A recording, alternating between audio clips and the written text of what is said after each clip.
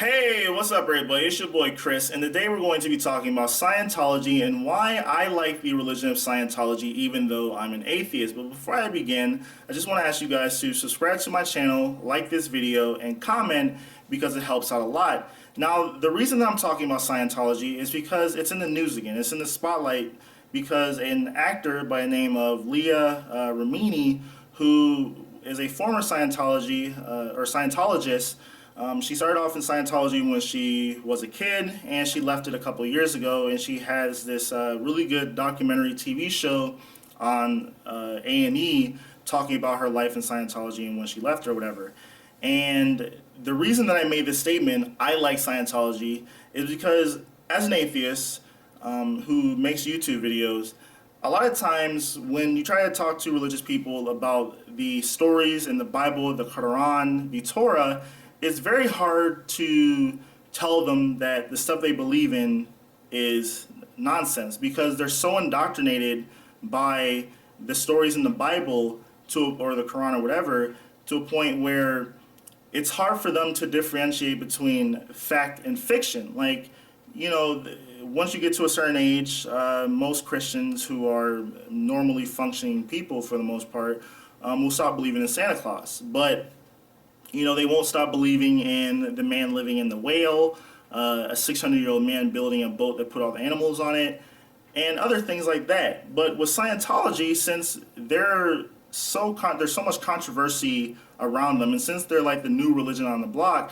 a lot of the major religions or religious people of major religions will look at them and say, wow, they're a cult. That's not, how could anyone who is a rational person believe that a galactic emperor by the name of Xenu 70 trillion years ago, which is a time frame that no reputable scientist accepts or believes in, basically committed a galactic genocide and put all the different creatures that he killed and their spirits and souls into volcanoes, and then those volcanoes on Earth ejaculated, and then all those spirits flew all over the fucking place and went into human beings. And that is what Scientology believes. But they'll look at that and say, wow, that's insane. Like, how can someone believe that? But at the same time, you believe that Muhammad flew into the clouds on a unicorn, or Jesus, who is his own father, and on other days of the week he's Casper,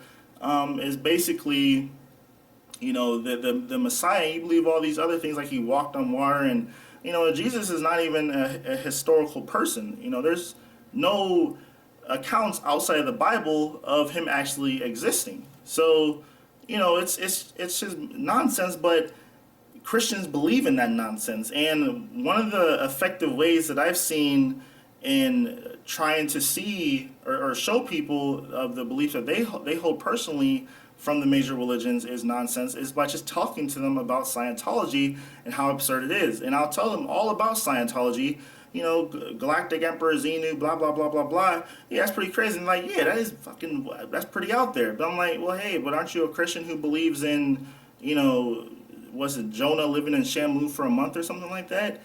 And it might seem like I'm making mockery of something, but it is what it is. It's an easy way to have a logical debate with someone because they're unwilling to listen to someone else's nonsense or believe in someone else's nonsense. But the shit they believe, which is just as crazy, they'll look at that as being like factually true. And then other arguments I see from people from the major religions is that the Scientologists, all they care about is money and scamming people out their money. Well, it's like the hypocrisy is unbelievable because look at where the Pope lives. He lives in a castle city surrounded by thousands of guards. He has his own residence is his own country. Scientology probably has, they were estimating like around $1 billion, right? The Catholic Church is the largest private landowner in the world.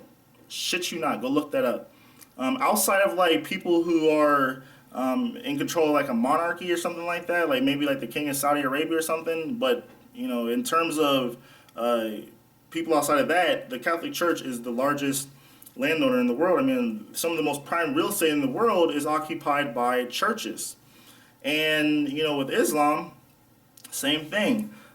They believe in, Islam has a code of taxation and all that kind of stuff. And then, when people say that, oh, well, so Scientology, tries to hurt people and is physically abusive, well, like Christianity, like Catholic Church, I mean, some of the largest child molestation rings in the world are ran by the Catholic Church. And then, with Islam, what's his name? Muhammad had a wife that he married when she was 6, and he had sex with when she was 9 years old. Like, what's her name? Aisha, the one of his favorite wives. For the wedding gifts for her, they're going out to Toys R Us to find her gifts. So, they do just as much as abuse, if not way more abuse than Scientology. Now, I'm not trying to defend any of these religions because I think it's all a bunch of nonsense. And I think that if we want to progress into the future, people need to give up the beliefs of believing in things from a time where they didn't have the things we have today to explain how the natural world works around us. In closing, I want to say that I really enjoyed the documentary series by this actor. I think that a lot of people need to be more skeptical of the beliefs that people put out there. I think that this is a way to, start the critical thinking engines in people's brains. And, hopefully if, Christians and Muslims watch a documentary series like this, then maybe it can show them, or, at least get them into a thinking mode where they start questioning their own beliefs and see that it's not much different or not different at all from the beliefs of Scientology. And that's all I have to say. And once again, if you could, please subscribe, like, and comment, and share this video. I've seen some other YouTubers saying that if you say it in the beginning and the end of a video, it will help out a lot more. So I'm going to just try that out for the next couple of videos.